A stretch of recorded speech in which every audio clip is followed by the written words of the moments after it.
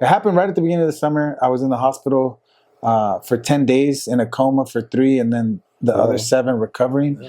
Because of that, I ended up testifying. I did, the thing you're not supposed to do. And I ended up being a cooperating witness against the people that did that to me.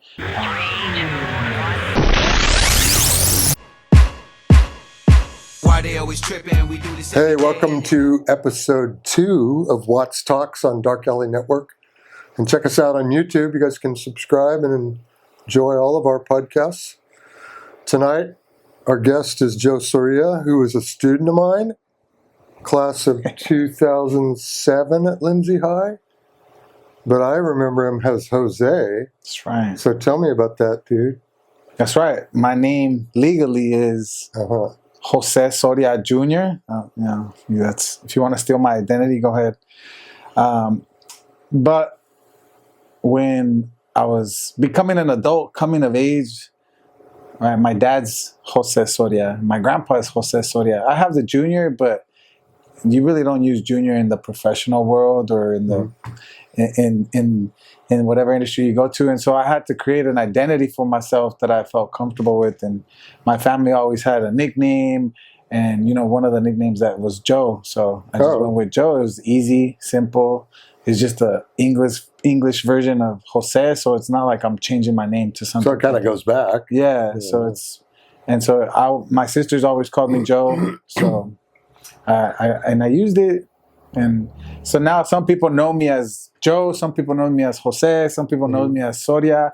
Everybody has, some people know me as Pepe at home. Everybody has a unique name. But I think it allows me to frame myself in what type of mentality to kind of go into. If someone refers to me as Jose, it's like, oh, they know me from a long time ago. They know who I am, and they've kind of seen my evolution. If someone calls me Pepe, it's like, oh, that's family, right? If someone calls me Soria, it's like, oh, we probably played sports together or something. I'm switching to Pepe. There you go. So that's the history behind the name. And so, I go by me. I think of you as Jose because in high school you were going exactly like that. But I didn't know you could do that. Like, I didn't know you could just be like, no, call me Joe. That's something you learn. You learn what you can and can't do. And as I grow wiser, I realize that I'm only restricted by my imagination. So cool. Yeah. I mean, I know you. I always think of you as being a good student in high school, and then you went to Cal. Yeah. I mean, Cal Berkeley, man. Yeah, knowledge is power, right? The more you know, the more you grow, the more you can do. And so, I've always been a big proponent, advocate for learning, education, learning new skills, exploring your boundaries, and that's why I went into education as a professional, a young professional. So after Cal. Thanks to that, I became a teacher for a little while. I worked for Lindsay Unified, and then I worked for a charter school, and I realized it wasn't for me. Right, it takes a special person to really stick it through. And I was young enough where I transitioned out into the trucking industry. I'm a commercial truck driver, and I decided. You like it? Yeah. I do. I love it. Honestly. You have to be okay being alone because you're by yourself. So I enjoy being alone with myself, with my own thoughts, being able to reflect. And I didn't think I was going to last in it because it is difficult. Did you have to drive like far away? It just depends. There's so many different modes. So I've never been over the road, they call it, where you sleep in the truck. I've done like 1 or 2 nights, one night, not 2 nights, one night, like where I stay over one night. When I'm maybe in LA, get stuck or things like that. But I never went like to Nevada. Yeah. I did, but I never stayed in the truck. I always stayed in a hotel, things like that. Like I drove to Washington, Oregon, Arizona, but I never slept in the truck multiple days in a row.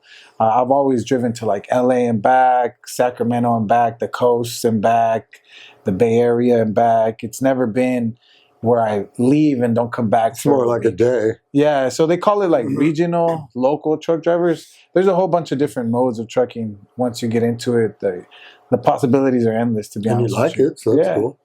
Yeah, so But how many years did you teach? And I don't know what grade you taught or what subject or anything. So I originally I was going to be a high school math teacher. I did a semester as a what do you call it, like a student teacher with Mr. Miguel. Oh Yeah, Sergio. Yeah. Here at Lindsay High School, and I love math. Right, I'm a numbers guy, and so I was going to be a math teacher, and I was too close in age to the high school kids, and I that was going to be a barrier, and I didn't want that. So I just kind of hit eject, and I went into elementary, and I got my multiple subject credential. I ended up teaching 3rd and 4th grade. I can always go back. Like I passed the CBEST, the CSETs. What school were you at? USC. I did like the virtual program online back in 2017. I graduated, so I did it before it was like a big thing. It's gotten more and more popular. Now you can get your master's in 1 year online. So, but yeah, I did that, and that's when I transitioned. But yeah, it was interesting, and I love education. I just don't think that I can be restricted, because I mean, when you're in a classroom and you represent that school district, you're kind of bound by what you can talk, how you can talk, and I didn't like that. I didn't really. Not sure I did that. yeah. And so I mean, that wasn't a good example. You pushed the boundaries, but I think that was good, and I don't think that I was going to be allowed that type of grace. So I just kind of took a step back. Now, how long did that last? It was a year. I did a whole year. I did, and I was going to renew my contract for the 2nd year, and I just decided not to. I was like, this is not the right fit for me. And there was a lot happening at the time. My wife, who wasn't my wife at the time, became pregnant, and I had a child, so I had a newborn. And so it was just balancing being a new father with this career.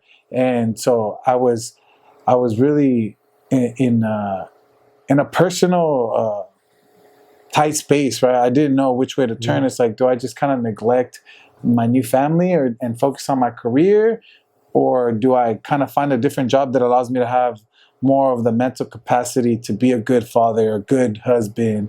And so that's really what it was. When you're, you know what it is, when you're an invested teacher, your students become part of your life. You start thinking about them.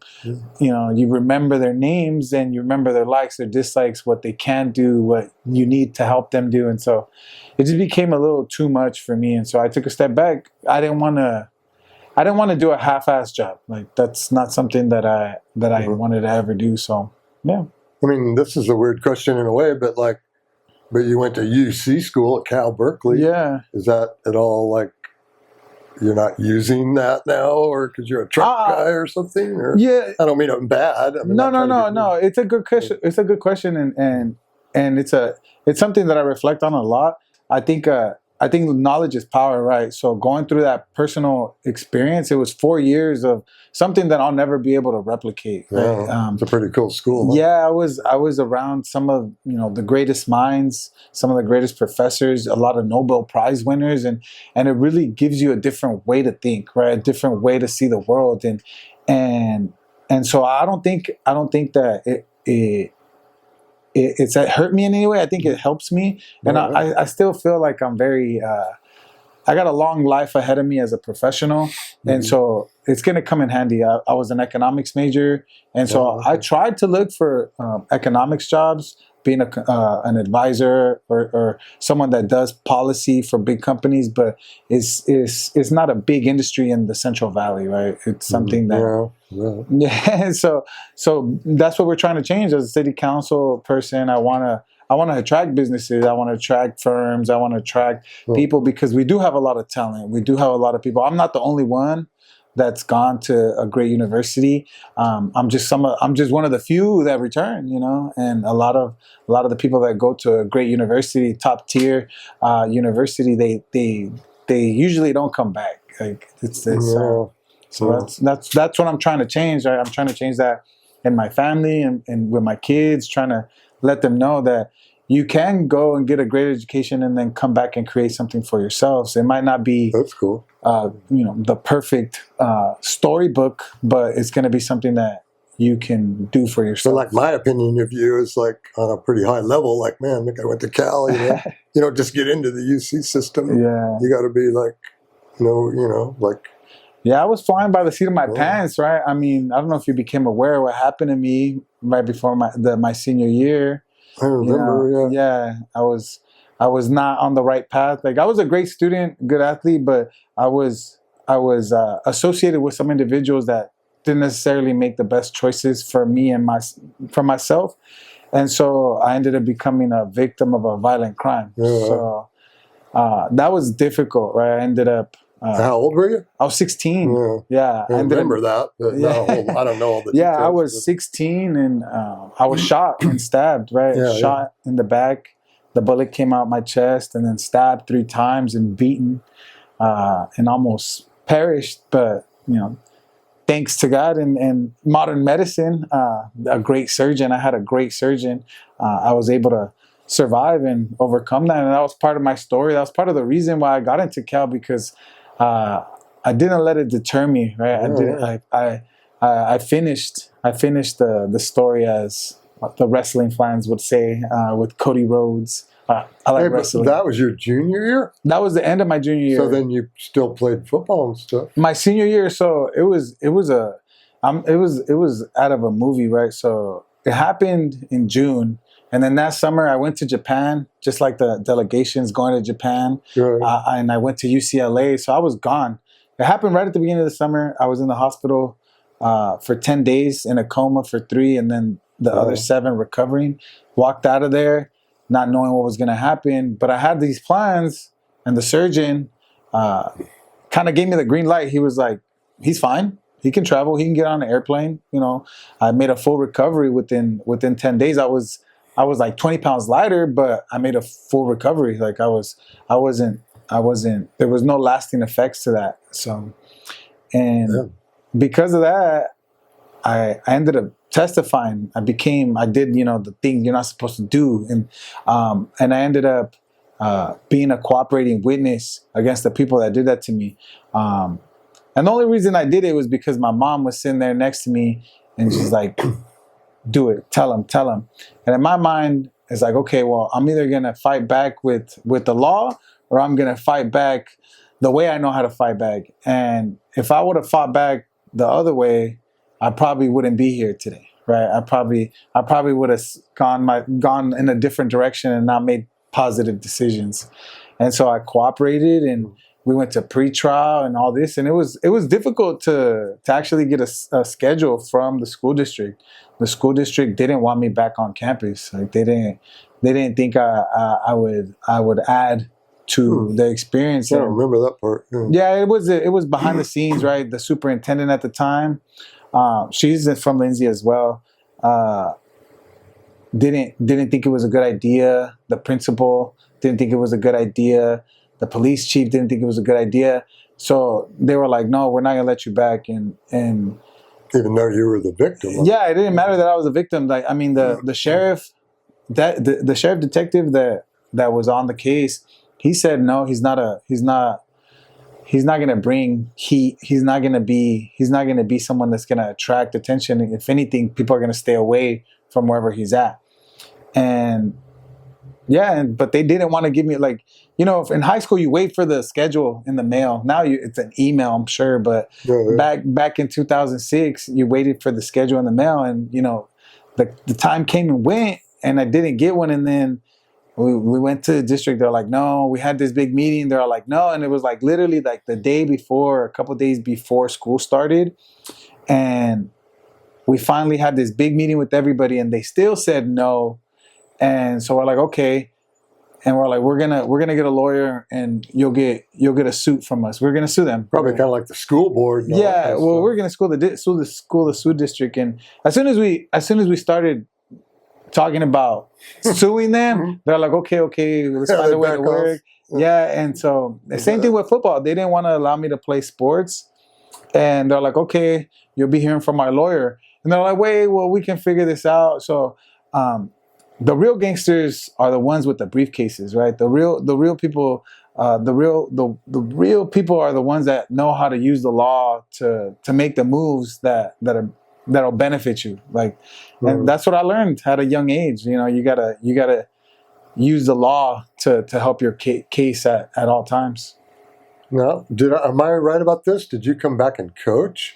I did. So I graduated from Cal in 2011, and then my nephew, Angel Renee Soria Cortez, who's a counselor now at Washington, he was a really good football player at the time, and so I decided to come back, you know, for him, right? For him, and because I love Lindsay, right? And so I was a coach for him for JV. This is when Robert Hurtado was the head coach. So I coached 1 year. He moved up to varsity, and I was like assisting that year. And then I did a second year, but then I got a good job at UC Merced for the Center for Educational Partnership. And so that was like a conflict because it was in Fresno, and I had to drive all over the valley, and so I didn't have the opportunity to coach, which I miss. I miss coaching. So that was like 2012 or 13. Yeah, and you didn't have kids yet? I didn't have kids yet. Yeah, it was like 2013, 2014. And so, I was just young, exploring the world. I lived in Fresno for a little bit. I moved back to Lindsay. And it was just, you know, you explore in your early 20s, you explore what's possible. And so I didn't know what was to come. And education just was easy for me, right? Teaching was easy for me. Being around schools was easy for me. I worked at a library before and at Reagan Elementary, and it just everybody told me, you'd be a great teacher, and so I pursued that, and that's why I went that route. I like to coach Hurtado a lot. I've always been friends with him, and I would tell him, I go, hey, I respect you. You bring a certain dignity to it, you know, like he was. Yeah, it was cool. Discipline. I think his service. I forget if he was in the Army or something like that. I can't remember. I know he retired recently and moved to Tennessee, but I've seen him a few times because he's been back around, you know, to watch, you know, basketball and different stuff. But he's cool. Now, when you were playing in high school, was it Dieterle? It was Paul. Yeah, Paul Dieterle. Paul Dieterle, Eric Smith, Lance Cheatwood. Eddie, what was his last name? I forget his name. He used to have a big duel. He has a large family. I can't remember his last name. But yeah, it was good. It was good. They went 0-10 that year. I only played, I think, like 2 games. And then that's when the trial started with my... And so I only played 2. Was that your senior year? That was my senior year. So you didn't get to play. I played a couple games, and then my mom, it was my mom. My mom wanted to move. She wanted to like move the whole family. So and like you're still here, so there's no real thing going on there. No, that's all way behind. Yeah, I never ever like I never feared for my life. Like I was always, you know, I was surprised that it happened to me because I never did something to someone that would like a retaliation would be to that level. You know? And so I don't know if it was mistaken identity or if, you know, they just were like, you never really knew why they even to this day, no. Like people tell me different stories. It's all hearsay though. Nobody can ever really tell me the truth. Like nowadays you're not like walking around and here comes that dude. No, never. I've never been scared of retaliation because that's cool. So but yeah, I went to Sacramento and I was homeschooled. Like I just, you know, took packets and we weren't digital back in 2006. So I took packets and I would do packets and then bring them back. And so I did that, but then I came back for the spring, played baseball, did all that, prom. Morelli was your coach? Morelli, yeah. I think it was one of his like last seasons, like 2000. I think he retired. Good dude. Yeah, one of the winningest coaches of all time in the Valley. Yeah. So yeah, that was high school in a nutshell. Hey, so maybe like shifting gears a little, like you obviously got into politics because you're on the city council, but and then your sisters have all done. Maybe talk about all that. I don't even know everything. But. It all started with my mom. Believe it or not, my mom, she's the real OG, right? Because she started getting involved in the school district when we were young. She became part of the migrant program, and she was part of Lindsay establishing their own region. So usually how it works in California, migrant regions are composed of like an actual region like Delano, McFarland, and Shafter might be a certain region, Bakersfield and Taft might be another region. Lindsay actually got its own region because of the work that the parents did. And so my mom was part of that migrant program, and so we were exposed to that, and she became a U.S. citizen, pushed my dad to be a U.S. citizen, and she understood that there was value in that, in civic engagement. And so once we all got older, the first person that got into politics was Perla Soria, who's still on the school board. Yes. She's still on the school board. Doctor, right? Dr. Perla Soria, yeah. I'm not the... I'm like the least educated, or one of the least educated in my own family. Dr. Perla Soria was the first one. And a lot of it stemmed from, the injustice that we saw when I experienced what I experienced, and the lack of representation that we had. And so we did that, and that was like not a trial run. That was like our initiation as a family into politics. And then my sister did the same in Fresno, for Fresno City Council. She became a Fresno City Councilwoman for, I think it was 2 terms. And her first name is? Esmeralda Soria. Forgive me, yeah. So forgive me, yeah. No, I just didn't want to. Yeah, absolutely. Esmeralda. I was thinking Esmeralda. Yeah, I forget that I felt so comfortable here. It's like family. Yeah. Esmeralda Soria, she got elected to the Fresno City Council, and then Laura Soria Cortez, she's actually works for the school district as well. She was on the city council before I was, so I can't even say I was the first one. For Lindsay. For Lindsay, I can't even say I was the first one in my family to be on the Lindsay City Council. She beat me to it. You're carrying out the tradition, dude. Yeah, and so my other sister, Yvette, she became part of the hospital board. Yvette. Yeah. She became part of the hospital board, and each board has its own focus. The hospital board is focused on health and wellness. The school board on education. The city, is focused more on safety and programming, recreation, things of that nature. And so, and then I was the last one that jumped into politics. I ran for county supervisor, District 1 here in Tulare County. That was interesting. The supervisor has a lot of power, and he was going to run unopposed. The individual, his name is Larry McCary, Lawrence. His name is Lawrence. He goes by Larry, so I'm not the only one that changes their name. I'm just saying. And so he was going to run unopposed, and I don't think anybody should ever run unopposed, right? There should always be competition, because I believe competition brings the best out of you. I think you'll probably play better when you're playing for stakes or against someone. And so, we did that, and I fell short, but I learned a lot. I really do believe that it was a great experience, and it might happen again. I might run for, you never know, right? Yeah, that's still a possibility. I wanted to showcase the blue collar community, right? The blue collar community is the majority, really, if you really think about it, in Tulare County, right? Not just farm workers, but truck drivers, people that work in the packing houses and warehouses. They make up the majority of the people here, the majority of the families. And so I was really trying to highlight them and be a voice for them. So I didn't win, but I got into city council, and that was good.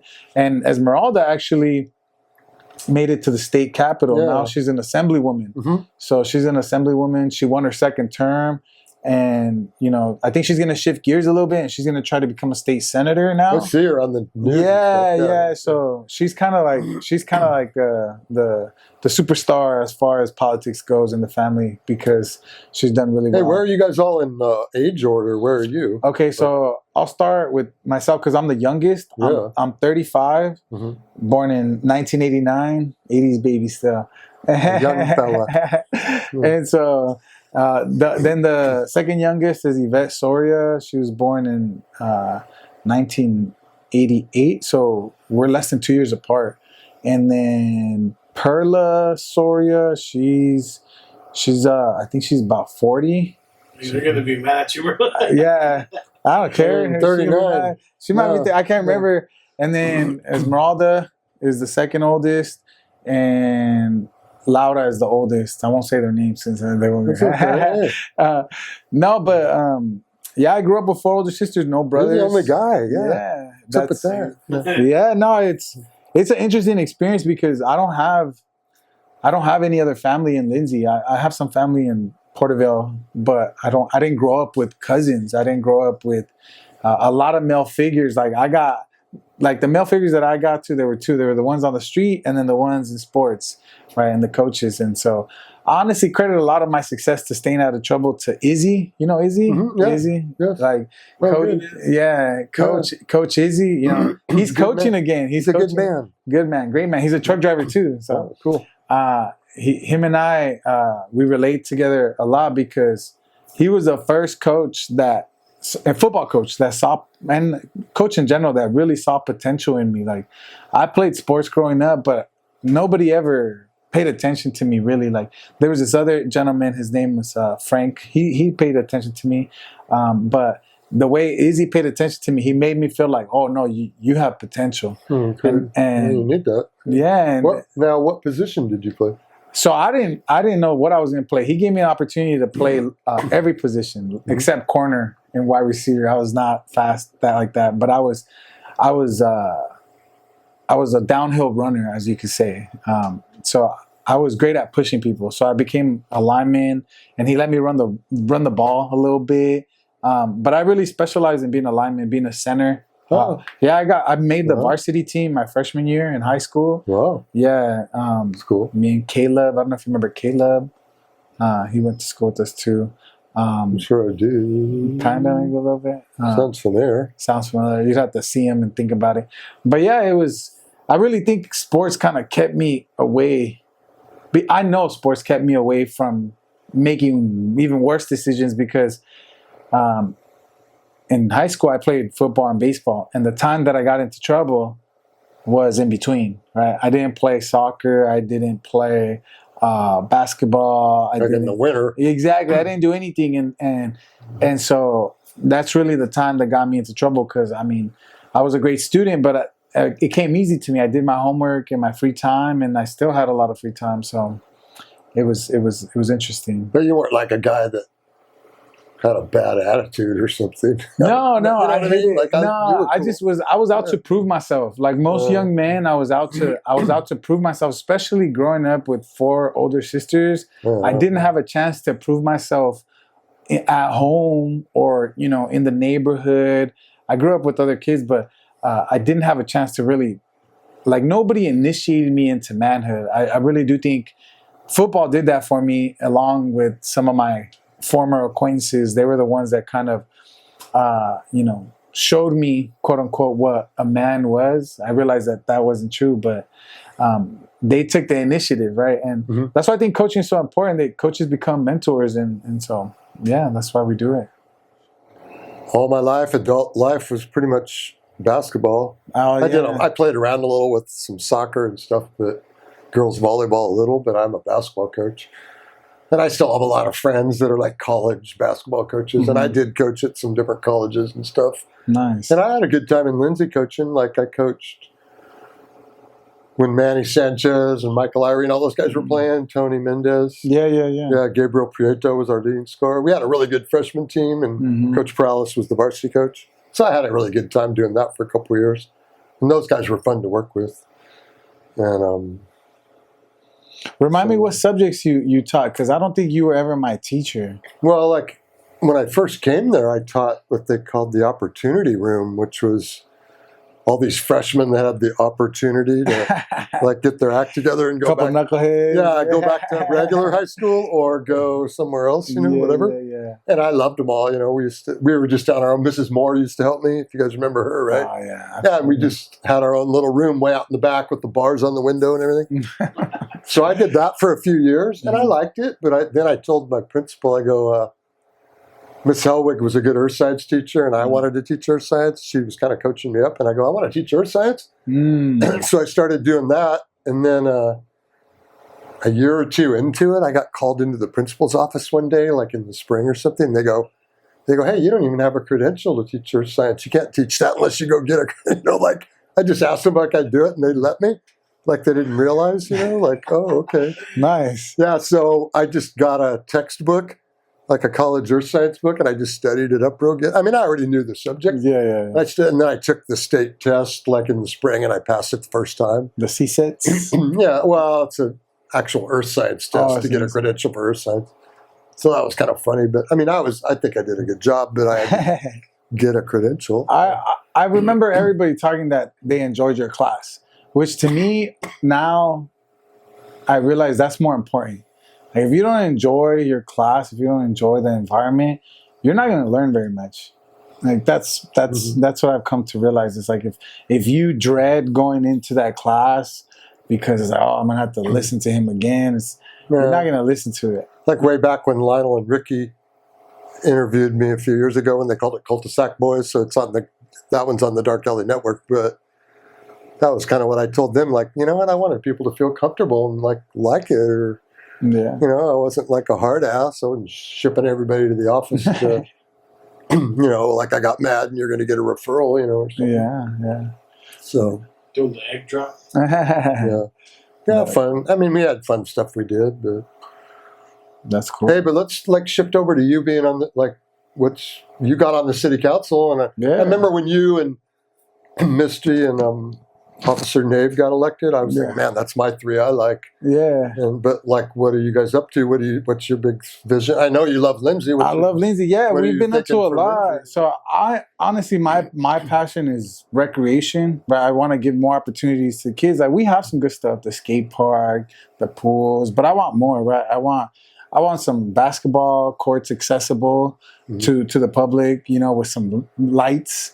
That's something that we don't have, you know, and I really do think that that'll add a element of recreation that, you know, is really missing, right? Like if you can't, like, because sometimes in the fall, right, or in the early spring, the sun goes down early, so it's like it might be 7 o'clock and it's dark already. Kids still want to be out, kids still want to do stuff, and so having a space where they can go and play ball would be great. We have McDermott, but you got to pay, and it's like we live in a community where everybody can't get a membership, you know. So I really do think that would be something that would really, really help our community. But we've done a lot, right? We kind of fixed our finances. Unfortunately, previous council and staff, they weren't doing the best job, let's just say, at managing our finances. They were operating at a deficit. That just means that they were operating with the credit card, just going into debt. And that's not a sustainable way. That goes behind. Yeah, and that's not a sustainable way to run a municipality, especially something like Lindsay, because it's small, right? Like it's hard for us to get loans. It's hard for us to get actual hard money to pay the monthly expenses, like the payroll and electricity bills. And so we're trying to do that. One of the first big things that we did was we balanced our books. We approved a mid-year budget revisal, and so that was the biggest thing, and that had never been done, like to actually be balanced. Like it's always been in a deficit. The biggest things that we got going on right now is Kaku Park, right? The Olive Bowl. Everybody knows the rebuild thing. Yeah. So there was some delay in some parts for the electrical equipment. So hopefully that'll come in soon. And it was supposed to be done at the end of the summer, midsummer. It's probably not going to be done till October now. Capital projects usually happen like that, right? They give you a date where they expect to finish, but usually it's a few months back. Like I've never been aware of a project that actually meets the deadlines. Like even like a house, right? Like when I bought my first house, it was a fixer-upper. I expected, I'll be done in a month.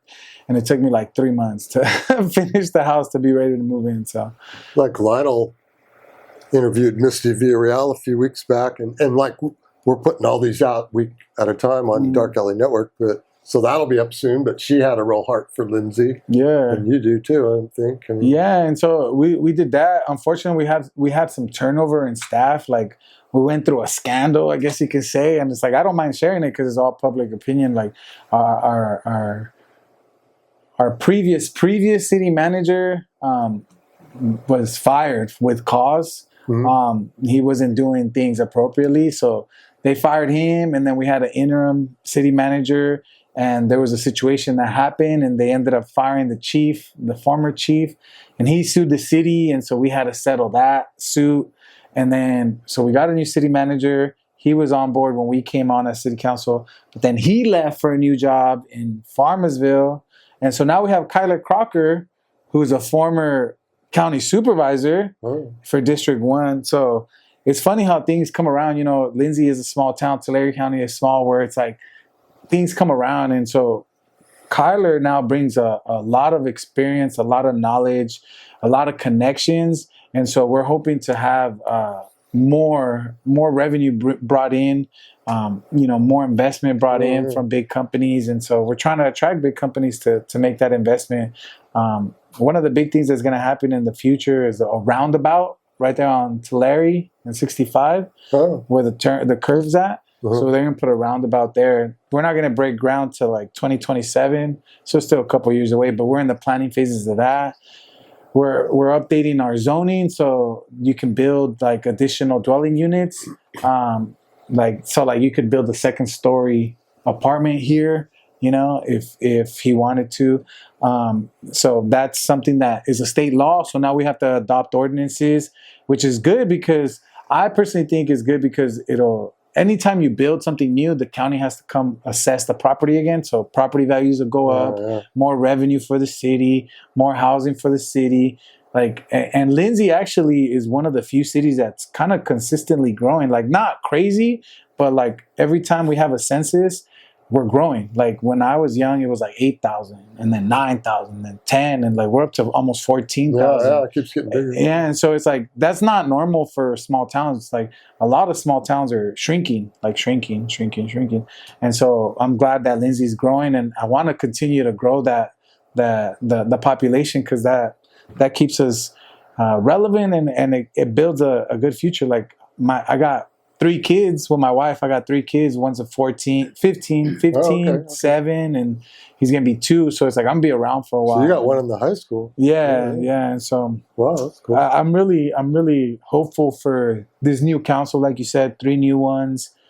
We're settling our staff. And so we're looking forward to building, these big projects. Like I really want to invest in our infrastructure. Hey, I got a project for you. Which one's that?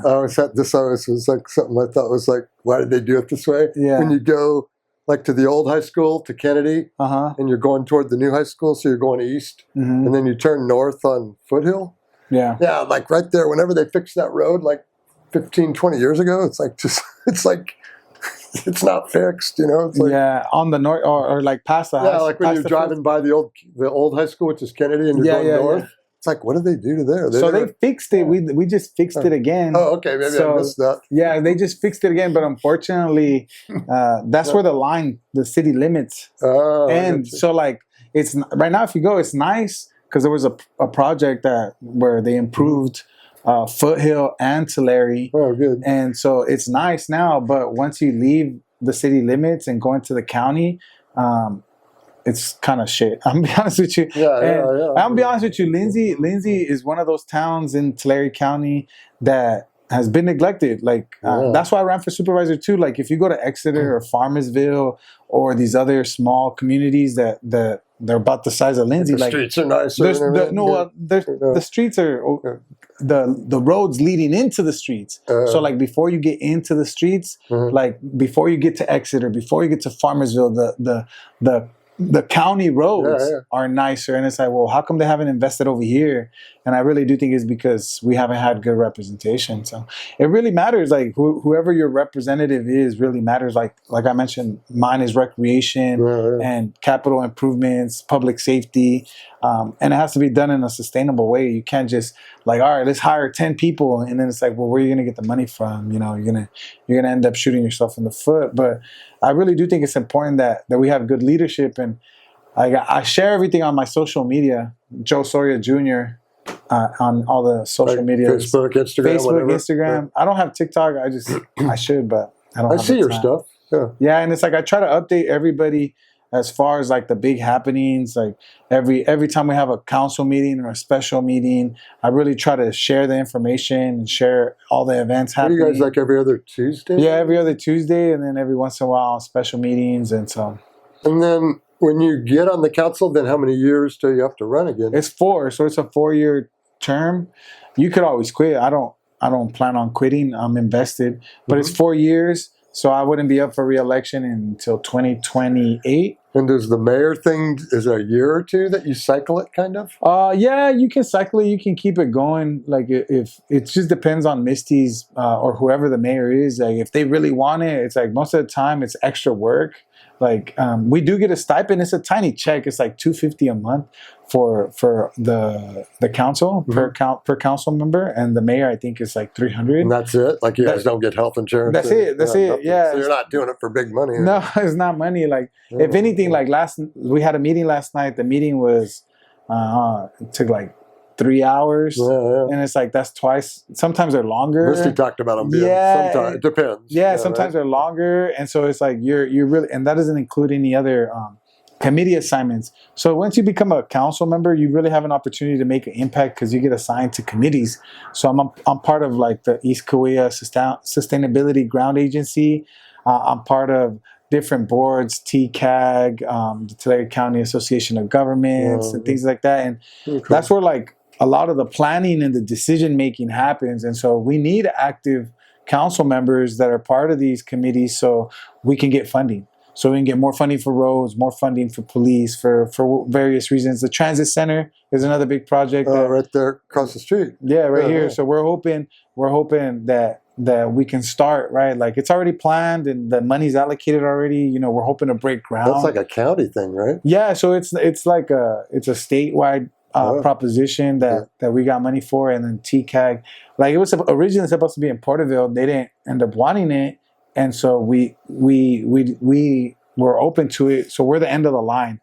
So like right now, there's public transit, right? There's public transit that connects Lindsay to Exeter, Farmersville, Visalia, Dinuba, Orosi, all these areas, but Porterville doesn't connect this way. Like you have to have like a special route, and so it's like we're a rural community, so everybody drives. But it would be nice if there was public transit where, like, you know, someone that doesn't drive or doesn't have a car, right, could go to Visalia, could go to, you know, COS or PC without having to wait for a ride or a car. And like right now, it's easier to go to COS than it is to PC just because we've integrated ourselves into the transit that goes that way. So that's a big project that in theory should attract business. It's going to fix up, you know, the road. So hopefully this road is nice. But those capital improvements, like it helps. Like downtown Visalia has a really nice transit center. And, you know, a lot of people fear, oh, there's going to be lots of homeless and this and that. And it's like, well, there's going to be lots of homeless regardless, right? So it's like, it doesn't matter. Lindsay has homeless already, and it's like, so they'll come by every now and then, but it's like, it's up to us, you know, to keep them from misbehaving, you know, the city, to reinforce that, to provide mental health. Some people, you know, don't want it, but we got to do our best to provide those resources. Yeah, that's always a big issue for a lot of cities. How are you going to deal with that? Like, are you going to help those people or do this or do that? I mean, that's a tricky issue. Yeah, and I have a personal experience because, so I bought my first home recently, and there was some homeless people living in it. And well, what ended up happening is like their dad sold the property, but the children, they're adult males, they didn't go with the dad, right? And so they were still living there, and they're still around town. Like I still see them, and they used to knock on my door. They don't anymore. But it was like I had to like kind of let them know. It's like, hey, you guys can't be here, and it was hard. I'm like, you guys need a ride. You know, I would always provide food, you know, water, Gatorades. When it was raining, I gave them, you know, my coat one time. Like it was just, you know, it's just doing what a neighbor can do, right? Unfortunately, they are my neighbors. Still, like I saw them at the park the other day, and you know, what can we do but offer assistance if they don't really want the serious help that they need? Like it's just something that we have to continue to work on. I'm sure there's a lot of mental health issues when you're a lot of homeless. Absolutely. But those are some of the big projects. Like honestly, what I want to do too is like improve our park. Like we have a big park, but we don't have a lot in it. Like there's a lot of empty space, right? Like, and so I really want to get, for the sports complex, the soccer fields, it'd be nice to get lights for them as well. It'd be nice to, maybe get like a pump track, like a BMX bikes. We have the skate park, but it'd be nice if we could, encourage, other activities as well. So yeah, we got the pickleball court, but you got to pay $5 to go use it, reserve it. So I'm trying to build and introduce projects that are accessible for everyone, because a lot of the times, like the McDermott is great, but you got to go pay to use it. Right? Yeah. So it's like that's a barrier that a lot of people can't overcome. So I'm trying to create opportunities that don't have that barrier. And I really do think that helps with reducing crime, improving property values. Now that I'm a homeowner. Kids off the street. Yeah, exactly. Literally. And so I really do think that those are the big ideas that I have, right? More recreation, more art. Like I want more murals that represent our community. Like, so I'm working with Kyler Crocker, with that building, that Southern California Edison, that used to be the teen zone. Oh, yeah. So they have that wall right there next to the bus stop. Yeah. I'm trying to see if we can get a mural on it of, maybe some of the sports teams that have local kids, if somebody could do it. Exactly. Probably. Victor, who's the local artist. Yeah. Maybe you guys, like, I love the art here. I love the Cardinal. I love the art, and it's happening. Like we're building like, it's hard to describe, but since I'm in the know, like we're really experiencing a renaissance in Lindsay as far as art and culture, and Lionel Dark Alley's part of that, absolutely. Right? There's some even younger individuals down over there where the Lindsay Chamber of Commerce, like I think they started a studio. So now they're starting to record music down there, and so like that's what we need. We need our new generation to have these opportunities, and a lot of people have asked me, hey, like how do we get more retail space downtown, because a lot of the buildings that aren't operating, like they're not up to code, right? And so it's like that's something we're working on. We're trying to find a way where it's like we apply a little pressure, where it's like we just give them a little nudge, and if they don't cooperate, we have eminent domain, which is like we could purchase the property at fair market value if they don't want to do anything with it, because it becomes a hazard, right? It could, like we just saw it, a fire, right? That fire started at a vacant building. So it's like, what can happen? Like that can happen right across the street, the other vacant building. Yeah. So yeah, sure. So those are the big ideas. Like downtown's a big focus of mine. It'd be nice if we had and we have, like, I feel like we have these pillars, like this building with what Dark Alley and Lionel have potential done. To do stuff. It's not potential. It's like a pillar. It's like the foundation of success, and it's like the Chamber of Commerce. We have China's Alley. We have these pillars where it's like there's opportunity to build on it, and young people want, young people don't just want to go, oh, let's go to the outlets. It's fine, it's cool, but young people want to do something that is different, right? That's unique. And so and when I mean young people, I just mean people like in the new generation that are becoming adults, right? They don't want to just have to go and do the same thing that. When you mentioned Victor, what's his last name? Cervantes. Yes, real gifted. Yeah. I think he's a professor at Santa Cruz. Yeah, that guy's. I like him a lot. Yeah, he's top level, like artistic kind of guy. Man. Yeah, like I love the arts. Like going back to the kids, JD. I call them kids, but they're grown men. They had a pop out show at the community theater. Not too long ago. It was during the winter. And so I went to that, and that was fun. It'd be nice if we could utilize that theater more. Like, I just went to a play, Alice by Heart. Like, it's a dope theater. It's a really nice theater that, not a lot of communities have a community theater like that. I think we're the only one besides Visalia, really. I don't think Porterville has like a community. They have other areas, but like an actual community theater. I think Tulare might have one. Yeah, and we get a fair amount of productions in there. Yeah, and so Jim Klegel does a lot of stuff. And so they're having a potato sale, like, to support them. So I support the arts. I think the arts is the foundation of like the cool factor. You know what I'm saying? Like vibes, right? And so the more vibes you have, the more it attracts people, and like that's what Saturday is going to be, right? The Orange Blossom. The Orange Blossom is all vibes. But yeah, like as a city councilman, like there's a lot of ways that I can contribute, but my biggest goal is to engage people. Like I can't do it by myself. Yeah. Like I'm just one voice still. Yeah. Like I still need support from the community. I still need input from the community. Yeah, the vision's good. Yeah, and so like I want people to participate, because even though we have a city council, they can still participate by giving public comment, by talking to their elected officials, and that has an impact on how we vote and the directions that we give the staff. So And that's why I'm here, really. Like, however long ago, Lionel said, "Do you want to be a part of these podcast things?" And it's like Dark Alley Movement is like, it's like a cultural thing, you know. Like there's stuff about it, you know. Like, I mean, I want to be a part of it. You know, absolutely. Yeah, I'm just saying. I've always supported Lionel. That's, you know, he started off with just like one simple design, and you know he's grown a little empire. It's funny because one thing that he told me one time when we were having a conversation, I forget where, he was at an event selling his merch, right?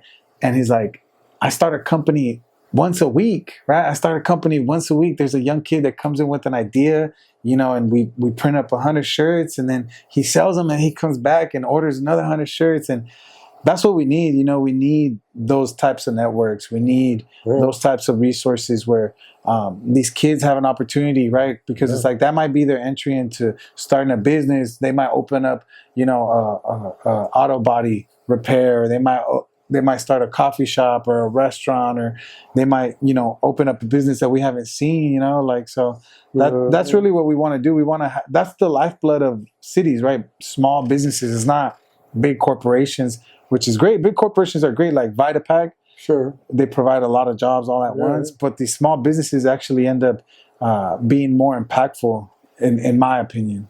Like, I'm old enough to say this, I guess, because I'm an old guy, but like, I'm proud of guys like you and Lionel, because you're doing all that stuff, you know? I mean, yeah, like, for your community. I mean, absolutely. Like that's the goal. Like there's this there's a lot of truckers in Lindsay. Like I'm like so many truckers in Lindsay, and they don't get the respect they deserve, honestly. Like from some people, like some people respect them, like somebody that has a family member, but they're blue collar workers, and it's like, that's why I decided to run as a supervisor, because it's like, oh, what do? You're a blue collar, you're a truck driver. It's like, well, I also went to Cal. It's like there's these misconceptions about blue collar workers, whether you're a welder, you know, a plumber, like we are very smart, you know. You're a smart truck driver.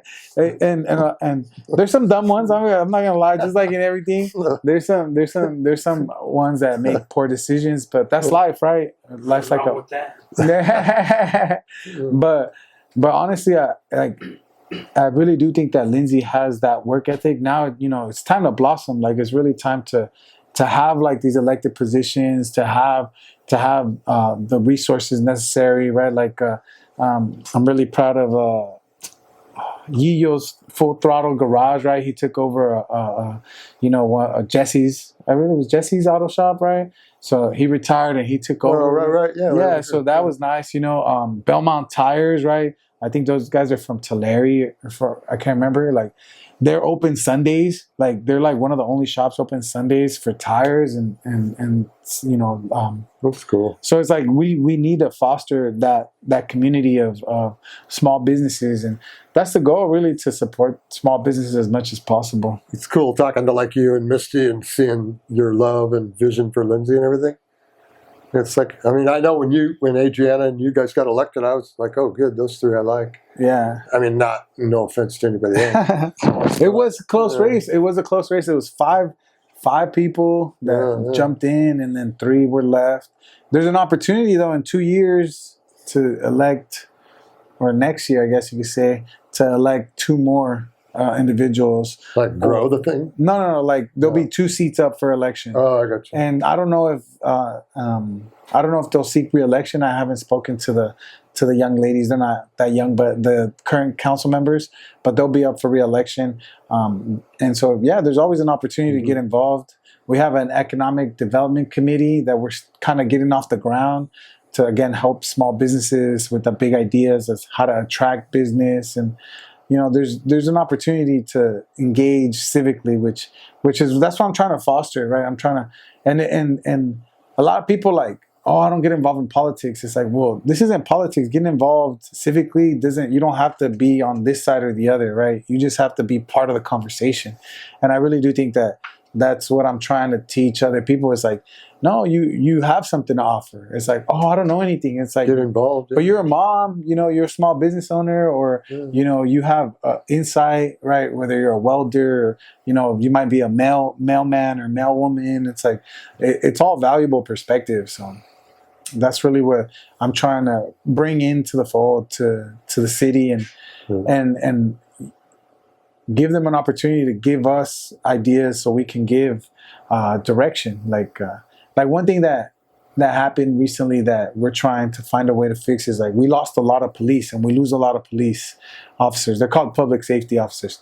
But that's because of the budget situation, right? Like it wasn't something that, we don't want police. It's like, no, I want more police, right? I want safer environments. But unfortunately, the way the budget works, we weren't able to sustain those positions because the way they were done is just they used like one-time funds. They weren't like reoccurring revenues. So that's where the planning comes in, and being someone that's going to think ahead. And like that's the way I look at it. I'm thinking down the road. I'm thinking 4 or 5 years down the road, not just right now. So, and I'm impressed that like right away you guys said, let's get this balanced budget thing going. Yeah, that was in the works. That, straighten that out right off the get-go, and then you can do other stuff. Yeah, and that's an opportunity that I mean, we can do at any time. Like we can ask for the books. It's a public document, so anybody can ask for the books at any time. And so we've made it clear. It's like we want to know like what's going out, what's going in, and it's very transparent. Like someone asks, "Oh, what's the revenue?" And it's like, well, if you look at the revenue, it's there, right? But it's difficult to decipher sometimes because it's like, we collect the revenue that we collect from the water. Let's say we can only use for the water, and that's what got the city in trouble a few years back. Because they were taking money from the water fund that's supposed to be used for water maintenance only. They were taking it and putting it into their general fund to cover other expenses. And the state came in and said, no, you can't do that. Messing around with the books. Yeah, and so they converted it. And what the city tried to do is like, let's forgive that loan.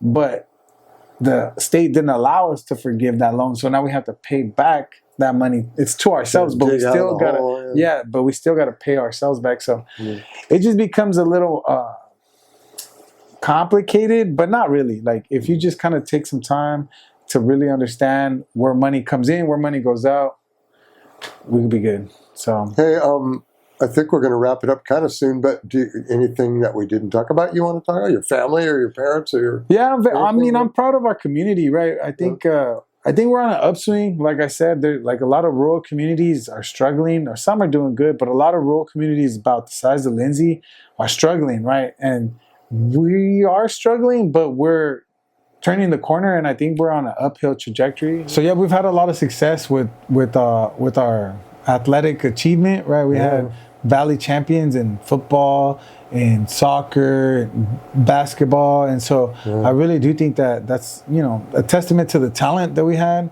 The queen and her court they're all very educated young ladies, so that's a big talent, and so that's my goal. I'm really trying to make Lindsay an attractive place for the talent that we have, right? I'm trying to make it so they have an opportunity to come back. Like if they want to be a lawyer, that they can practice law from Lindsay, maybe start a practice or something. Yeah, something like that. So that's the goal, to continue to grow Lindsay like Lionel's done with Dark Alley Movement.